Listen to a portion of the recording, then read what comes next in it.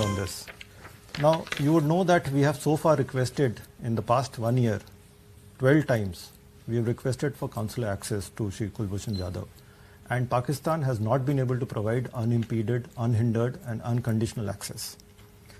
You would have also seen my press statement of 16th of July, where we described how the consular access, the so-called consular access, which was provided by Pakistan, and that meeting that our consular officials had with Sri Jadhav on that day was scuttled. Our consular officials were not allowed to hand over documents to him. They were not allowed to obtain a power of attorney from Sri Jadhav.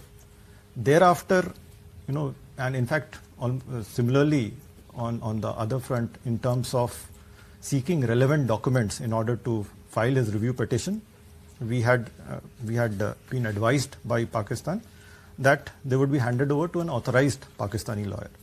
Now, these documents were in terms of the FIRs, the charge sheet, the orders, judgments of the Pakistani court, including the Field General Court Martial.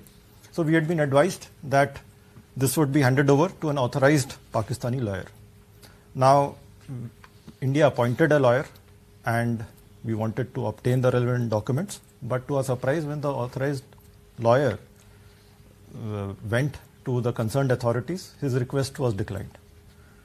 Now, in the absence of both meaningful consular access as well as relevant documents, as a last resort, we tried to file his review petition in court on the 18th of July. However, our Pakistani lawyer was informed that a review petition could not be filed in the absence of a power of attorney and the supporting documents.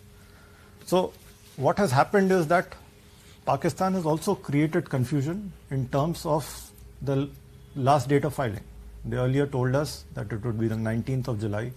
Thereafter, they said that it is the 20th of July. There have also been considerable inadequacies and shortcomings in the ordinance which has been promulgated by them. It in no way does it fulfill or does it give complete weight to the judgment of the ICJ.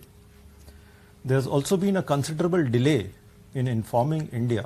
They took about 2 weeks to inform us about this ordinance, and only when we asked did they provide us a copy of the ordinance.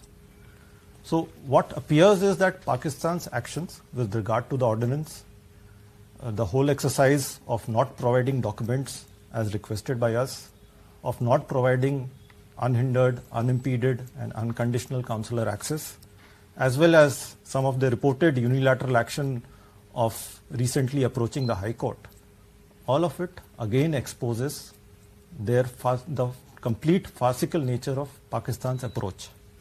Pakistan has blocked all avenues for an effective remedy available to India. Now, Pakistan stands not only in violation of the judgment of the ICJ, but its own ordinance. And in this light, India reserves its position in the matter, including its right to avail of further remedies.